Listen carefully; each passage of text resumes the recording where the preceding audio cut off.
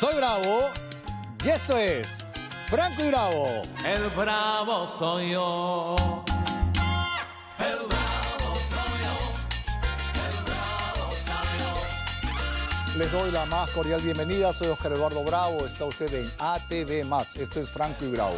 Tenemos informaciones. La presidenta Dina Boluarte ya anunció el aumento de la remuneración mínima vital de 1.025 soles. Atención, a 1.130 soles. O sea, han aumentado 125 lucas nomás. Además, informó que se hará efectivo a partir del 1 de enero de este año, del 2025. Durante el anuncio, la mandataria señaló que no se logró un consenso total entre el Consejo Nacional de Trabajo, la Comisión Especial de Productividad y Salarios Mínimos y los representantes de trabajadores y empleadores, por lo que el Ejecutivo asumió tomar esta decisión. Boluarte Segarra aseguró también que es una decisión tomada con responsabilidad, pensando en el bienestar de los peruanos y que no involucra al populismo ni al oportunismo político. Este avance no es casualidad, ni cuestiones al azar como nuestros detractores andan por ahí diciendo, sino es el resultado de políticas públicas responsables y un esfuerzo compartido por todos los sectores de la sociedad. Convocamos al Consejo Nacional de Trabajo y Promoción del Empleo y a la Comisión Especial de Productividad y Salarios Mínimos, espacios en los que participaron representantes de empleadores y trabajadores. Aunque no se logró un consenso total, agradezco profundamente el espíritu democrático y técnico de este debate. Pero, ante la falta de ese consenso, el Ejecutivo asumió la responsabilidad de tomar una decisión basada en el análisis técnico profesional. Hoy anuncio que a partir del 1 de enero del año 2025, la remuneración mínima vital se incrementará en 105 soles, alcanzando un monto de 1.130 soles. Esta decisión la tomamos con responsabilidad y pensando en el bienestar de los peruanos y de las peruanas. No lo hacemos pensando en el populismo barato ni en el oportunismo político. No, lo hacemos pensando en las familias, en los hogares de todos nuestros compatriotas. Nosotros no gobernamos mirando las encuestas, sino en base a objetivos concretos y beneficiosos para el país. Por ello, sabemos que el incremento aprobado es el más justo y el más que se acerca al punto medio. Sabemos también que esta medida implica retos para ciertos sectores empresariales. A ellos les digo que mi gobierno seguirá trabajando para mantener un entorno propicio para el crecimiento y la generación de utilidades. Asimismo, comprendo las expectativas de los trabajadores que deseaban un incremento mayor, pero un aumento desproporcionado podría poner en riesgo la formalización laboral, especialmente de los micro y pequeños empleadores. Guayquepanaycunas, manan canchu colcay, hermanos y hermanas, no tenemos plata, pero nos han aumentado 105 lucas. Arriba, bravo, hurra, miren qué tal aumento. Hoy día no dormimos. Vamos a analizar este tema con Alejandro Indacochea Cáceda. Él es un analista económico-político, es gerente general y director de Indacochea Asociados. Es un expositor internacional, profesor fundador de Centrum de la Pontificia Universidad Católica del Perú, Business School. Don Alejandro Indacochea, tenga usted muy buenas noches. Le saluda Oscar Eduardo Bravo desde los estudios de ATV+. ¿Y qué le parece este aumento? 105 lucas. Buenas noches, señor Oscar Bravo. Encantado. Gracias por la invitación. Un gusto estar en ustedes en Franco y Bravo. ¿No? Mire, el Estado peruano gasta más en planillas, en burocracia. No invierte en servicios, en seguridad, en salud, en educación. Esta medida del sueldo mínimo evidentemente va a impactar a las micro y pequeñas empresas. Me explico mejor. Ok. Somos 17 millones Ujú. los que trabajamos en la población económicamente activa. Ok. No más de 5 millones son formales. O sea, en otras palabras, 3 de cada 4 no tienen vacaciones, no tienen compensación de tiempo de servicios, no tienen seguro social, no están inscritos. Y solo 1 de cada 4 es formal. Pero dentro de esos 5 millones que son los formales, en el salario mínimo hay alrededor de 400.000 a 500.000 personas. Pero ¿qué sucede? El salario mínimo no lo pagan las grandes empresas pagan más que el salario mínimo. Ujú. Quien paga el salario mínimo es la pequeña empresa, es la microempresa, la pyme. Entonces, llevar a cabo este aumento y la empresa no va a poderlo pagar, simplemente, llanamente, lo que va a hacer es despedir gente y pasarla a la informalidad. O sea, el segmento es mínimo. Va a haber un segmento mínimo que no lo despidan y que va a poder tener esa tal remuneración de los 105 soles. ¿no? Entonces, Pero el peso en vez de beneficiar a la población, lo va a dejar de lado. en vez de beneficiar a la población, la está perjudicando con este aumento. Efectivamente, yo creo que le está perjudicando a ese segmento que es el taller de baterías, el restaurante que vende menús, ¿ya? El pequeño taller de mantenimiento mecánico, que no con las justas paga el salario mínimo. Al subirle el salario mínimo lo que hace es trasladarlo a la informalidad. Wow. ¿Por qué? Porque no va a favorecer a ese segmento que está en el sector mínimo. Las grandes empresas pagan encima el salario mínimo. ¿Quién asesora a la señora presidenta? ¿El enemigo? Bueno, yo creo que este es más un gesto, digamos, para las tribunas, como se dice, ¿no? Es un gobierno que tiene los mismos defectos políticos, corruptos y decadentes de los gobiernos anteriores, ¿no? Se ha puesto de por medio una cultura de impunidad, ¿no? Se perdió lo que había en aquel entonces, el sentido de renuncias, de mantener una línea. Hoy día no interesa la calidad de los ministros, lo que interesa es que sean grandes escuderos. Y de por medio está el Congreso. Quien gobierna no es el gobierno. Quien gobierna son sus amigos, son los guayquis, es el Congreso. Esto lo dice el Economist, no lo digo yo. El Economist señala que el gobierno no gobierna, quien dicta todas las leyes y está gobernando es el Congreso. Y el Congreso no lo ha vacado porque evidentemente perderían sus ingresos de estos años. Entonces, Y el Congreso está dirigido fujimorismo, acuñismo, porquismo, y los de Perú Libre que se acomodan a como el lugar son los quienes están dictando la política del país. Este es el gobierno de ellos. el presidente es Acuña, es el que maneja todo. Cierto, porque dos agrupaciones que se llaman partidos donde la hija lo define con el papá y el hijo con el papá, ¿no? Yo me sentiría muy incómodo de ser portavoz de un partido así, ¿no? Si se llaman partidos, ¿no? Ujú. Entonces, ese Congreso es el que amplía el reinfo, el que recorta el presupuesto en educación, en inversión en salud y aumenta planillas.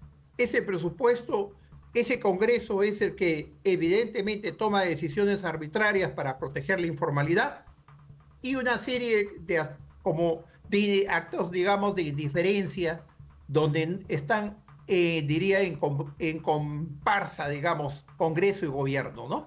Ahora, se está anunciando un crecimiento del 3.5% para el próximo año. Eso lo ha dicho Julio Velarde, presidente del Banco Central de Reserva. ¿Por qué crecemos tan poco? ¿Por qué no podemos tener un crecimiento como el que se tenía en la época de Alan García del 6, 7, 8, 9% si estamos en subida de los minerales de los cuales nosotros tenemos esa materia prima? Excelente la pregunta, señor Bravo. Mire, nosotros estamos creciendo. Ha sido un buen año en líneas generales. Muchos dicen que Dios es peruano. Sí. Realmente se espera que para el próximo año sigamos creciendo a un ritmo relativamente pequeño, siempre y cuando no hay una mayor inestabilidad política, ¿no? ¿Por qué? Porque tratándose del último año, van a tratarse de desmarcar políticamente del gobierno. Y por otro lado, ya no van a perder el sueldo del último año, ¿no? Ya se quedan hasta el final. Sí. Entonces, en ese contexto, lo más probable es que este año que viene, el 2025, tengamos un crecimiento alrededor de 2.8, 3% en ese orden. Pero el país, mire, señor Bravo, para poder generar empleo, tenemos que crecer a un ritmo diferente. Si seguimos creciendo al 3%, de acá a 20 años tenemos 10 millones de pobres. No superamos la pobreza. Nos hemos condicionado a un crecimiento mediocre. La única forma de poder crecer a 6, 7% es con estabilidad política, seguridad ciudadana y que no haya corrupción. Wow. Que son los 3 eslabones que nos impiden desarrollar, digamos, como país, ¿no? Me gustaría oír su análisis respecto a el trabajo que hace el Banco Central de Reserva. Ya son muchos lustros que tenemos al mismo dirigente al frente del Banco Central de Reserva. Una de las funciones del Banco Central de Reserva es justamente aumentar las reservas del país. Y el oro de Perú se va por la cordillera del Cóndor al Ecuador, se va por la frontera de Brasil y por la frontera de Bolivia, cuando lo que debería de hacer el Banco Central de Reserva es recibir ese oro, por ejemplo, de Madre de Dios, y a cambio de él dar papel, dar billete y llenarnos de reservas de oro para así poder tener una base más sólida en nuestra economía. ¿Por qué no se hace una estructura económica de esa naturaleza? Mire, 2 comentarios. El Banco Central, dirigido por el doctor Julio Velarde, es reconocido como uno de los banqueros con mayor prestigio, mayor imagen a nivel mundial. Así es. Y nos salvó en los peores momentos del señor Castillo. Sí. En algunos casos el gobierno se confunde, el primer ministro, y mencionan que han bajado la inflación, que manejan el tipo de cambio, se atribuyen funciones que no les corresponde. Eso no es del gobierno, eso es del Banco Central, que meritoriamente nos ha respaldado. Ahora, ¿qué sucede? En la minería informal prácticamente es igual o mayor que la minería formal. Se estima que las exportaciones de oro están alrededor de 3.500 millones de dólares. Y las informales es otro tanto igual. Yo coincido. Hay una propuesta para crear un banco minero en las fronteras, comprar ese oro y que nosotros seamos como país los que ganemos por la venta de ese oro exportándolo a China, a Canadá, que son los principales, y Suiza, que son los principales compradores de oro. Porque en este contrabando de las fronteras, quienes se benefician, sobre todo, es Bolivia y Brasil. Y es un oro peruano, pero que entra de contrabando y va contra los propios intereses nuestros.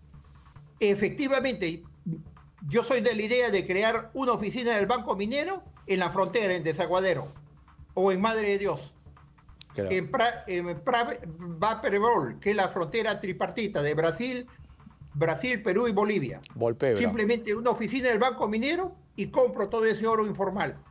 ¿Para qué? Para exportarlo formalmente como país y ganar esos dólares acá. Y no se vayan al exterior, ¿no? Señor Alejandro Indacochea, nos ha dado nuevas luces con este análisis económico. Yo le voy a agradecer que en los siguientes días podamos coordinar para que venga usted hasta nuestros estudios y podamos hablar en extenso y nos pueda decir qué otras alternativas de solución hay, porque si algo nos junta a todos los peruanos es que estamos a aguja, misios, no hay billete, y esa es una gran preocupación. Gracias por la entrevista. Desde acá van mis mejores saludos por el año nuevo y deseando éxito y prosperidad para un país que marcha hacia adelante de todas maneras, ¿no? Estas son vicisitudes que ocurren con gobierno, con Congreso, pero el peruano tiene un impulso y una mira, digamos, a futuro que le permite siempre salir adelante y prosperar, ¿no? Así es, el peruano cuando no tiene chamba se la inventa, pero nunca nos morimos de hambre. Eso es lo importante. Muchísimas gracias, que pase un lindo año nuevo, Dios lo bendiga y estamos en comunicación permanente. Pase usted muy buenas noches. Gracias. Y en las playas de Sechura, en Piura, se han reportado varios botes hundidos y herramientas de pesca arrastradas por la fuerza del mar, generando temor y un impacto significativo en las actividades pesqueras de la zona. En Parachique, un pescador logró registrar la furia del mar en video, evidenciando las difíciles condiciones a las que se enfrentan quienes dependen del océano para su sustento diario. Este fenómeno ha generado mucho susto entre los habitantes, quienes piden mayor atención y apoyo ante las pérdidas materiales. En el mar de los órganos, el fuerte oleaje derribó parte de la baranda del muelle y la policía de salvataje ha recomendado a los pescadores y a la población en general tomar precauciones y acatar las alertas emitidas por las autoridades marítimas.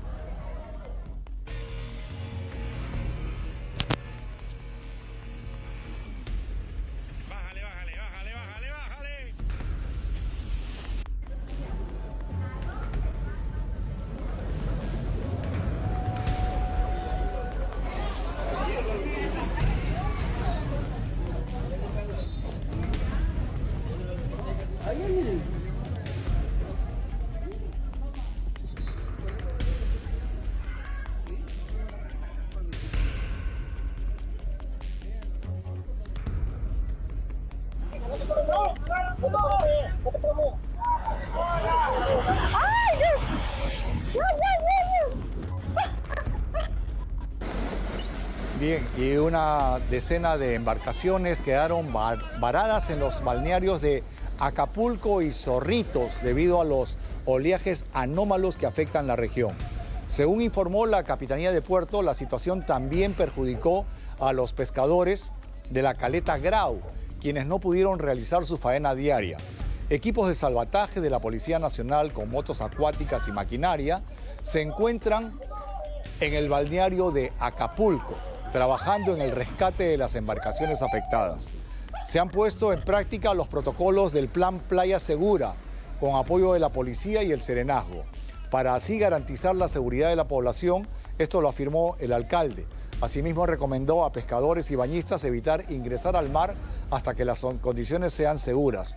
Entre los incidentes registrados, una chalana intentó auxiliar a las embarcaciones varadas, pero no tuvo éxito y hasta el momento se estima que son 11 las embarcaciones afectadas, aunque no se reportan daños humanos. Los daños materiales han sido bastante significativos. Miren las imágenes.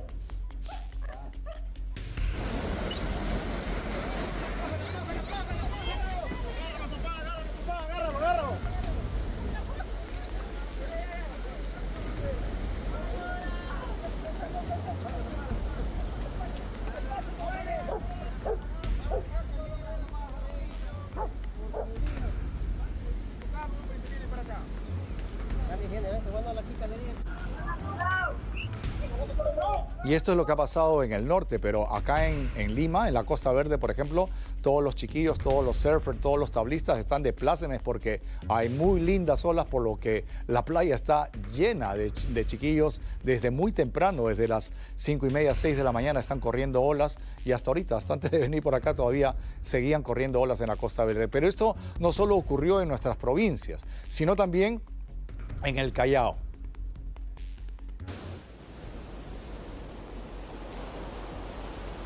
Hay olas de hasta 3 metros de altura. En imágenes se logra ver que el desborde de este inusual maretazo llega hasta la Plaza Grau del distrito de La Punta. Miren las imágenes.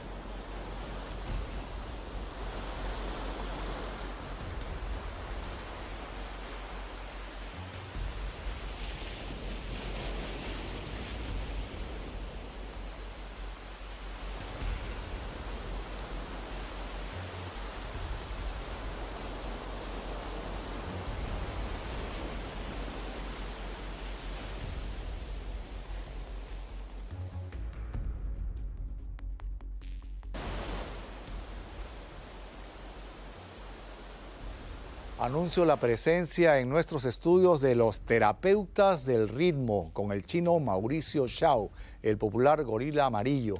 Y ellos van a mostrarnos su arte y su talento en unos minutos más. Mientras vamos a estar conectados con muchos puntos del interior del país y también en la parte internacional. Esto es Franco y Bravo. Ya volvemos.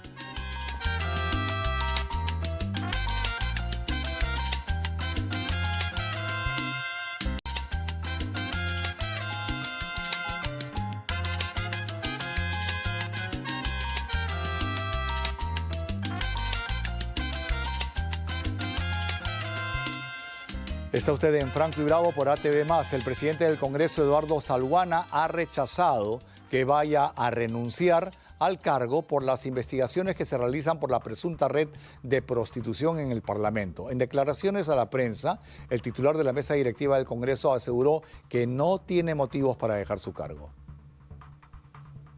Que yo respeto, valoro a los congresistas que están planteando eso, es su opinión, pero aquí somos 130 congresistas, somos 13 bancadas y esas 13 bancadas son las que tomarán una decisión. El tema del cual estamos inmersos, del lamentable deceso de esta señorita y lo que ha sucedido a su alrededor, es un tema que tiene que investigarse. Eso, en mi concepto, es lo que ha impactado en la última semana en la imagen del Congreso de la República. Se lo quieren tumbar al presidente del Congreso porque hay rumores también que quieren sacar del puesto a la presidenta de la República, Dina Boluarte. Y no lo quieren como presidente de la República a Eduardo Salguana. Estos son los cubileteos, los lobbies, los cabildeos que se dan dentro del Congreso de la República. Cada quien busca sus propios intereses. Todos los criticamos. Siempre digo, ¿quiénes son los culpables? Tú y yo, los que votamos mal. Somos nosotros los que los hemos puesto ahí. Por eso hay que pensar muchísimo sobre el voto. Hay que pensar a quién delego la responsabilidad de quién me representa.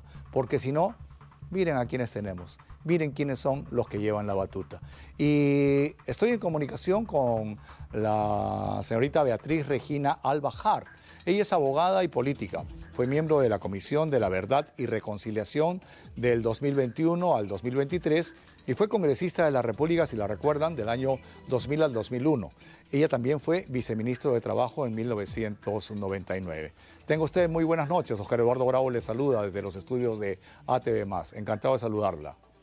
¿Cómo está? Muy buenas noches y muchas gracias por la invitación a esta conversación. A usted las gracias por acceder a este diálogo. ¿Cómo ve este aumento de sueldo mínimo? ¿Positivo, negativo?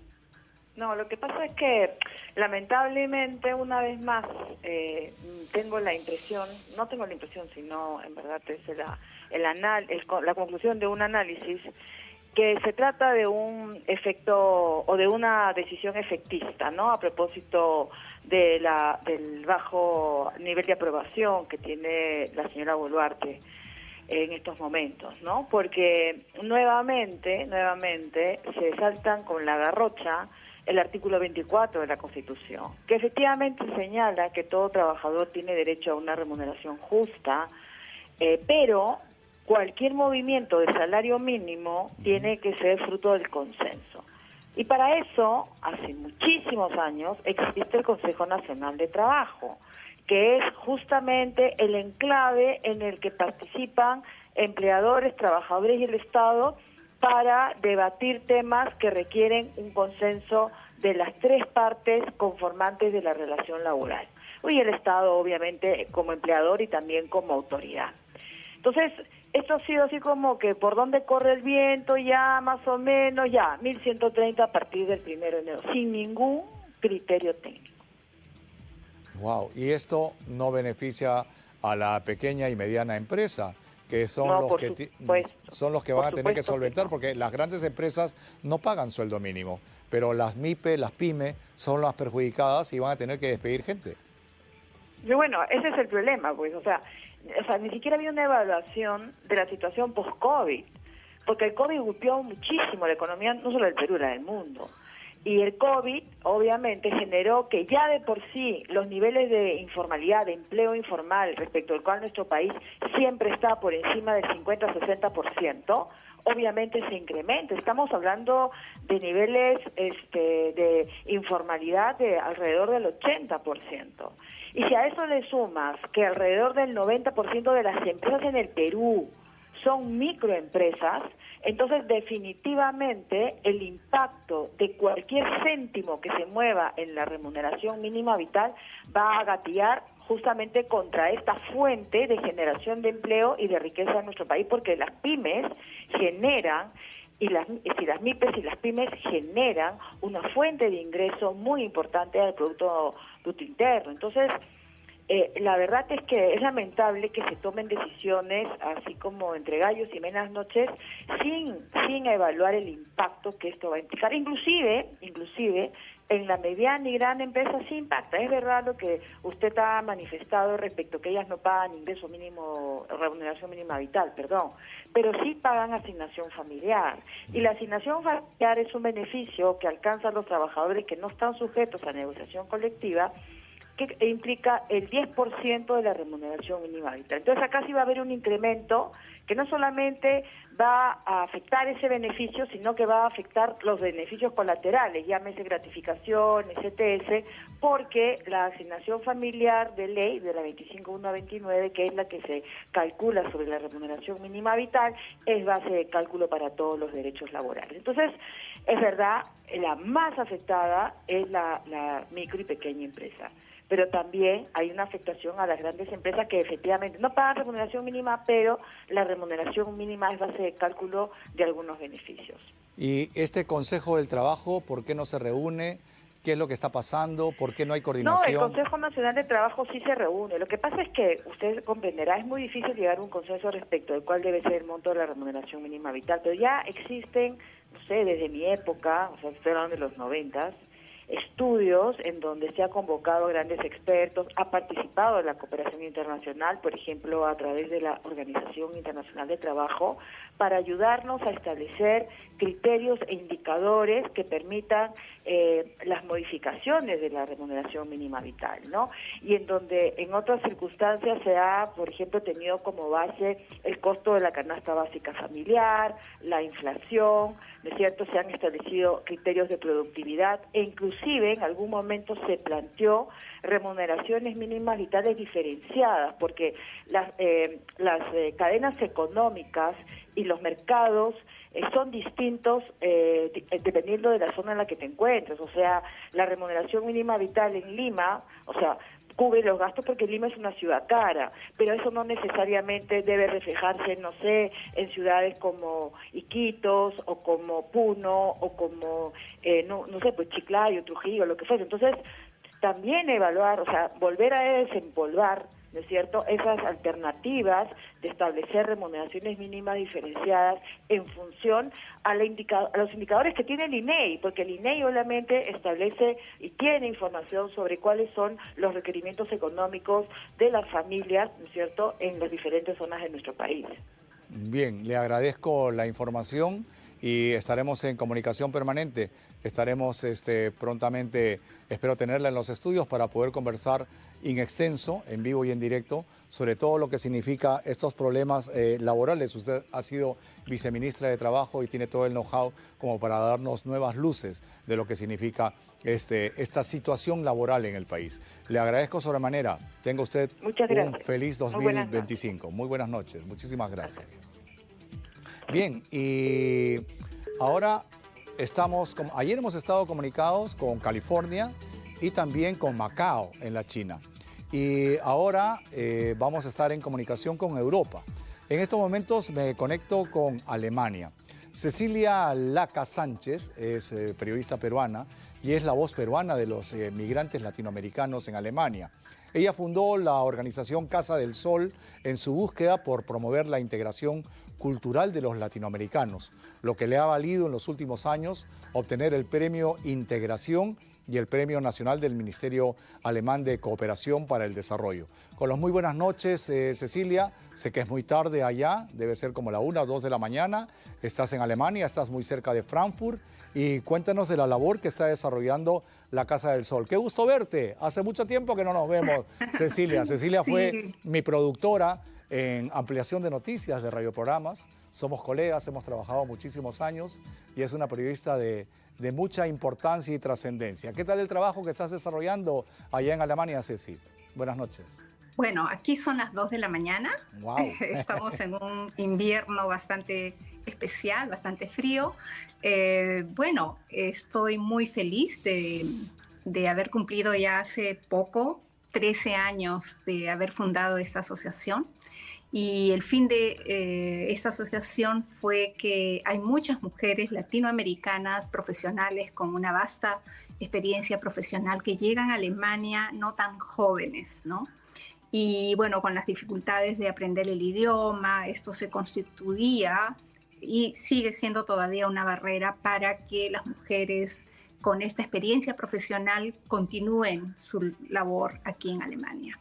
Y bueno, y entonces se formó esta asociación para ayudar a que la sociedad alemana, la sociedad que nos acoge, comience a tener una mirada diferente del migrante, que no solamente está en las calles o en las tribunas para bailar o para mostrar su gastronomía, que es bienvenida, sino también para aportar en el desarrollo de esta sociedad con nuestras competencias interculturales y con nuestra formación y experiencia profesional. Y eso es lo que hemos tratado de hacer y seguimos haciendo a través de Casa del Sol, que bueno, muchos de los proyectos que hemos desarrollado y que estamos desarrollando están siendo replicados por otras organizaciones en toda Alemania, ¿no? El proyecto de integración, por ejemplo, que hemos realizado en los colegios, para cambiar un poco el sistema de cómo antes todos los proyectos de integración estaban dirigidos a la comunidad migrante.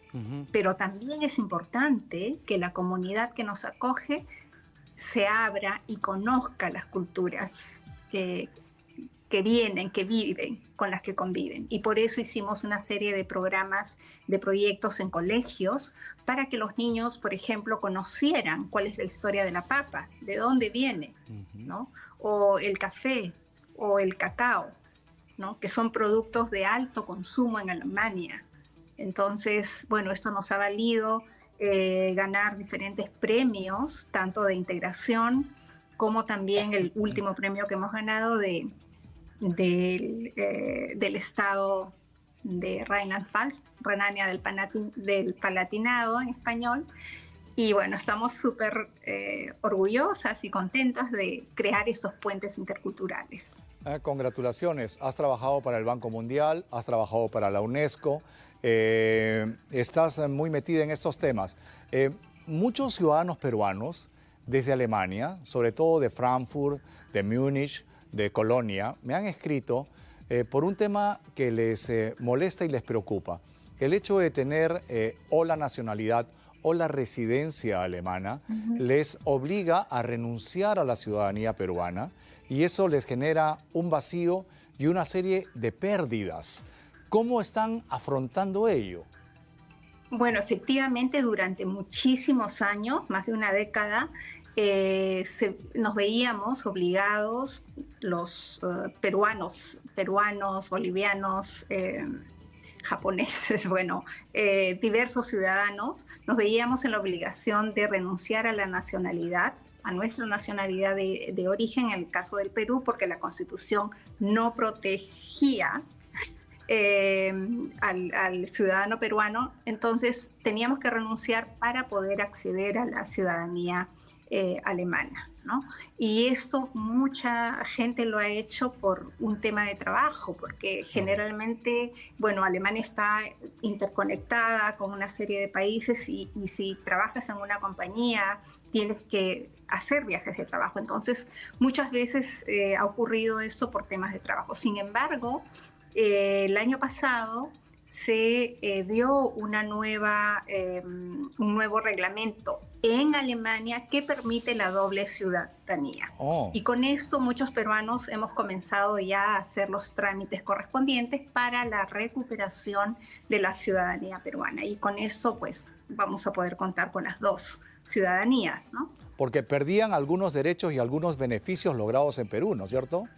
Efectivamente. Por ejemplo, te comento como anécdota que yo cuando renuncié a la ciudadanía peruana, tuve que hacerlo y regresé a Perú, no podía retirar dinero del banco porque ya no tenía el DNI. O, por ejemplo, me he tardado cerca de 4 años en poder acceder a mis fondos de pensiones del sistema privado, porque la empresa en la que yo estuve aportando necesitaba una cuenta mía, una cuenta de banco peruano para poder hacer mi depósito. Sin embargo, yo no podía abrir una cuenta.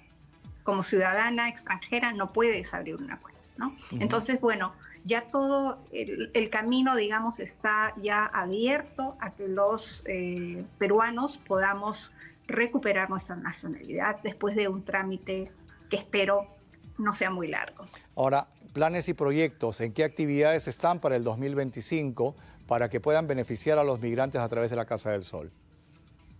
Bueno, el proyecto, digamos, la labor de Casa del Sol es promover la integración, sobre todo de las mujeres latinoamericanas, que vienen con una experiencia de trabajo y laboral, ¿no? Que muchas veces no es reconocida en Alemania. Por ejemplo, una abogada que venga de Perú prácticamente tiene que estudiar toda la carrera, ¿no? Entonces, lo que tratamos es de que a través de estos proyectos que tenemos con diferentes municipios en Alemania, las profesionales puedan aportar desde su experiencia en estos proyectos que desarrollamos principalmente con municipios trabajando en la promoción del desarrollo sostenible. ¿Qué significa esto? Que nosotras, como migrantes de países donde se origina, por ejemplo, el cacao, el café, el algodón, ¿no es cierto? Alemania es un consumidor, por ejemplo, de cacao, es el segundo consumidor más importante de Europa. Sin embargo, el consumo que se hace en Alemania es irresponsable, no beneficia a los productores directamente. Y eso no beneficia el desarrollo de los países productores de cacao. Y lo que nosotras hacemos es especializarnos en conocer cómo se está produciendo estos productos en nuestros países de origen para poder difundir acá y crear una conciencia de consumo responsable, para que eso tenga un impacto en el desarrollo de nuestros países de origen y se beneficie a los productores directamente, ¿no? Claro, tiene que haber un comercio justo, un intercambio comercial justo y resaltando la denominación de origen, de dónde viene el producto. Por ejemplo, Suiza es el principal importador de cacao. El famoso chocolate suizo es peruano, no es suizo. La materia prima es nuestra, pero eso no se dice. Claro, el cacao. Claro, el cacao. Claro, y entonces lo que hacemos es eso, porque durante muchos años solamente se conocía acá, hasta hace poco, y lo seguimos viendo, el cacao o el ají asociado a México, ¿no? Sin embargo, nosotros hemos realizado, por ejemplo, festivales del ají, donde hemos mostrado el origen de este producto que no proviene de México y ya hay evidencias de ello, y hemos mostrado la variedad, así como también hemos mostrado el origen, el camino de la papa hasta Alemania y cómo un producto como la papa salvó de la hambruna a Alemania y más tarde a Europa, ¿no? Entonces, y a través de esos caminos no solamente promovemos el consumo responsable, el cuidado del medio ambiente, sino también las tradiciones, la cultura que hay detrás de cada una de uno de estos productos. En este momento tenemos un problema, por ejemplo, con el tema de la quinoa, ¿no? Porque ya en Europa hay países como Holanda o Francia que están sembrando quinoa sin los mismos valores nutritivos de la quinoa que se produce en países como Perú y Bolivia. ¿Y qué va a pasar si se pierden esos cultivos, si se pierden esos campos? Perdemos también parte de la cultura nuestra, de las tradiciones, ¿no? Heredadas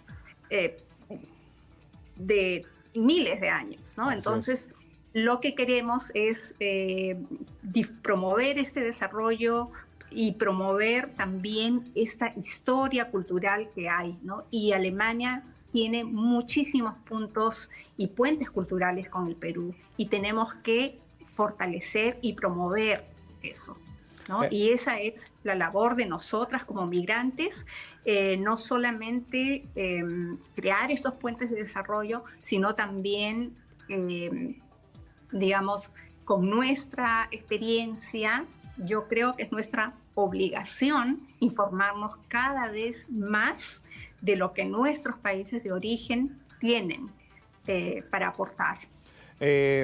Francia se demoró 100 años para hacer de su gastronomía, que tenga una presencia a nivel mundial.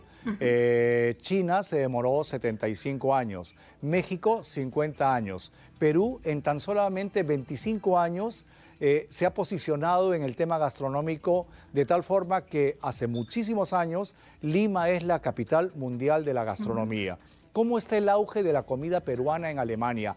¿Hay restaurantes peruanos en Alemania? ¿Se está ampliando ello o no? Sí, bueno, yo diría que el boom de la gastronomía peruana en Alemania recién despega, ¿no? Fundamentalmente ciudades como Berlín y Múnich cuentan con una gran cantidad de restaurantes peruanos. En Frankfurt existen todavía muy pocos, 3 o 4. Lamentablemente la crisis generada por la pandemia obligó a algunos restaurantes a cerrar. Sin embargo, el boom se está viviendo y se está notando porque ves en la televisión reportajes, en los periódicos, ya hay festivales de gastronomía y bueno, el alemán es un consumidor curioso, no solamente de probar, sino de conocer, ¿no? Y es un proceso lento, no solamente ellos van a consumir un producto nuevo, sino quieren conocer la historia. Por eso los restaurantes que hay acá son, digamos, tienen esa tendencia, ¿no? Bien, Cecilia, te agradezco esta comunicación desde Alemania. Vamos a estar a lo largo de las siguientes jornadas en comunicación permanente contigo para que nos puedas dar nuevas luces de lo que significa la presencia y el trabajo de los migrantes allá en Europa, allá en Alemania. Muchísimas gracias, pasa muy buena noche y me ha encantado verte nuevamente. Un cariño. Gracias, Ceci.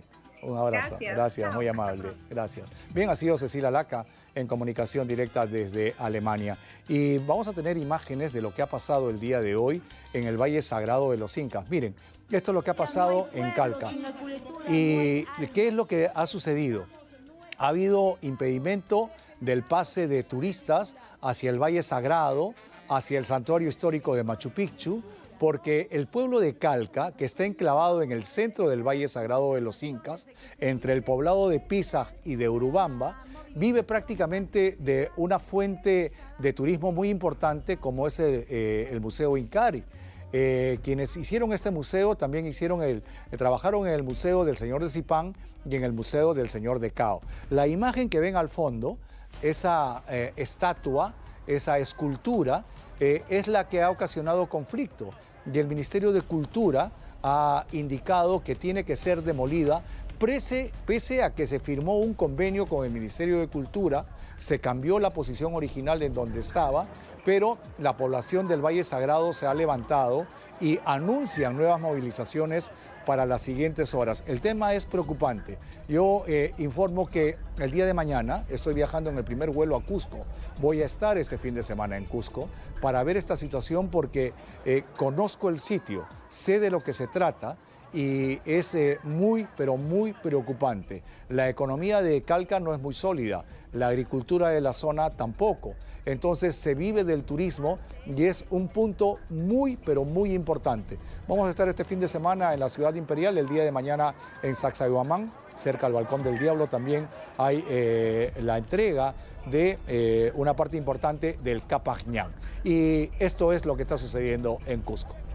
Bien. Y a otra cosa, mariposa, los terapeutas del ritmo con el chino Chao, Mauricio Chao, la banda peruana conocido por reversionar las canciones más populares de los años 80 y 90, que también apuestan por la versión cómic, nos visita esta noche, iniciando así las celebraciones para el Año Nuevo. Les doy la más que cordial bienvenida. Adelante, Chinito. Pasa, brother. Un gusto encontrarte después de mucho tiempo. Ven con la viola nomás, tráela, brother. ¿Cómo está, Chino?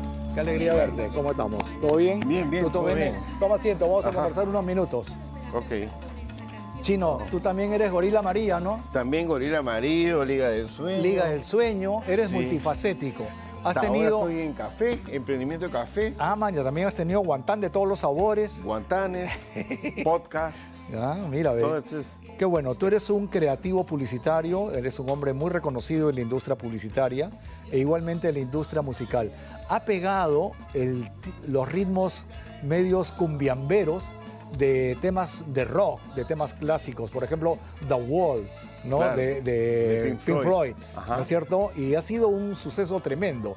Pero ustedes a la vez de la música también son histriónicos. También, bueno, después de pandemia hemos reformulado el tema de la banda. Tengo ahora nuevas doctoras cantantes, nuevos doctores también, instrumentistas, que vamos a presentar esta noche, con un single nuevo, un nuevo mix también, que le llamamos la telenovela mexicana, porque son puras canciones del pop de México de los 90, que los estamos haciendo en el estilo que los terapeutas, que es la cumbia peruana, ¿no? ¿Por qué son terapeutas? ¿De dónde sale el nombre? Somos terapeutas porque llegamos a la fiesta y te quitamos el mal humor, el aburrimiento, te hacemos, ejercitamos lo que está oxidado, lo reparamos, y sobre todo la parte anímica, ¿no? Sobre todo, mira, en pandemia nos hemos dado cuenta que lo necesario que es la música, lo importante que es la música para las vidas. Imagínate estar encerrados y no tener música, ¿no? Y hay mucha gente en nuestro país que trabaja alrededor de la música. No solamente son músicos, compositores, son productores, ingenieros, técnicos que trabajan alrededor de la producción de música, ¿no? Yo quiero también invitar a los candidatos presidenciales. Yo creo que por lo menos hay 500,000 de votos ahí en la industria musical de Perú, entre músicos y todo. Pero no les da pelota, ¿no? Es como si no existiesen. Es una fuerza de votos. Pero total. Lo están llevando así, no sé, se van por otro lado. Además somos un país tropical. Totalmente, y además súper concreto, ¿no? Sí. Nosotros ya, los terapeutas, hemos venido a traer la fiesta otra vez para la gente. ¿Dónde se están presentando? ¿Cuándo se presentan? Hemos estado en un festival en Piura, hemos estado viajando mucho, hemos estado en Tarapoto y en Moyobamba, hemos tenido 3 o 4 presentaciones este año. Hemos tocado más allá que acá, digamos, en los espacios públicos. Sí. Y estamos animando más bien fiestas, corporativos, ¿no? Nos están llamando para animar, pues, un poco, pues, darle alegría a la gente. ¿Cómo los ubican? No, nos ubican en las redes. ¿Cómo qué? Como los terapeutas de ritmo. Terapeutas. No hay dos, no hay dos. Chino, y la Liga del Sueño, hay mucha expectativa cada vez que ustedes se reúnen. Pelo Madueño, el negro Arturo Ríos, el chino Mauricio Chao. Hermanos. Son tus brothers. Sí, sí. Y la gente los reclama. ¿Por qué no se juntan o son como los Beatles? No, nos juntamos de rato en rato. Okay. Cada uno tiene sus proyectos personales andando. Lo mío es los terapeutas. Voy a sacar el otro año un disco solista. Claro, el negro Arturo sacó los fucking sombreros, ¿no? Ah, claro, los fucking sombreros. ¿Con quién no ha tocado Arturo Ríos? Hasta conmigo. Sí, pues. Sí, pues hemos chambeado juntos. Y, claro, y Pelo para en México, Sí. No la avenida, ¿no? El país, la ciudad. No es México con Parinacochas. Claro. Chinito, ¿qué nos tocan hoy? Bueno, hoy vamos a estrenar. Ahí la gente... Primicia, chocherita. Para los piratas pueden encender la grabadora, ¿no? Pueden ahí, ¿no? Ponen rec. Ya. Y para los tonos de Año Nuevo estamos un mix de la telenovela mexicana. Pues los dejo con el chino Mauricio Chao y los terapeutas del ritmo. Me voy a acercar. Sí. A ver, vamos para acá. Sí, claro. Aquí hay lindas chicas que van a poder conversar con nosotros. Hola, ¿cómo estás? Encantado. ¿Qué tal? Buenas tardes. Un gusto. ¿Cómo te va? Muy bien. ¿Feliz y contenta con los terapeutas? Muy contenta. ¿Hace cuánto tiempo que estás? Ya hace un buen rato ya. Buen rato, hace ¿no? un buen rato. Perdemos la noción del tiempo. Claro. ¿Tú cómo te llamas? ¿Qué tal? Diana Pombo. Diana, ¿cómo estás? ¿Hace cuánto estás con los terapeutas? Ya 2 añitos casi, ¿no? ¿Sí? Perdón, 2 añitos ya casi. Soplando. Me emociono. No te emociones, tranquila nomás. Es que es natural emocionarme estando aquí contigo, por supuesto. Por favor, el emocionado soy yo. Estamos todos emocionados entonces. un gusto. Vamos a ir conversando. Brother, ¿y ese instrumento? El octapat. ¿Cómo se llama? Octapat. ¿Cómo se llama? Octapat. Acá hace toda la magia de la percusión. Oh, o sea, suple a la batería. Batería, percusión, congas, timbales, todo puedes programar acá. Ah, maña, qué bacán. Pásame el micro. Y tú, ¿cómo estás? Tiempo que no ¿Qué te tal? veo. Tú manejas el bajo, igual que Paul McCartney. Así es. Qué así es. bacán. Pero yo soy diestra, no soy zurda. Claro, Paul era zurdo, pues. Claro, sí. Claro, él era un hombre de izquierda, tú de derecha. Más o menos. Creo que a mí me gusta la plata, soy de derecha. Ay, ay, ay, ay, ay. El corazón está en la izquierda, pero cobras con la derecha. Bueno, sí, eso es verdad. Eso es cierto, Me ha ¿no? gustado eso, es muy poético, eso es verdad. Eso es cierto, ¿sí o no? Corazón Claro. y mente y bueno, bolsillos, ¿no? También. ¿no? Bacán. What's your name, mama? Alessandra Robertson. Ay, ay, ay. ¿Y tu nombre? Ingrid Castro. De Rieto. Diana Paul. Y Mauricio Chau, Sí, que también ahora- es gorila amarillo, ¿no? Claro, ahora pronto vamos a estrenar los nombres de doctor de acá de la agrupación, pero siempre como es habitual los terapeutas, son los doctores tal, doctor tal. Qué bacán. Sí. Pues chino querido, siempre bienvenido. Esta es tu Perfecto. casa y espero que vengas mucho más seguido. Perfecto. Y que volvamos a chambear, como Claro, toda la vida. claro. Un gusto enorme. Los dejo Excelente. con Mauricio Chau y los terapeutas del ritmo. El micro es tuyo. Muchas gracias.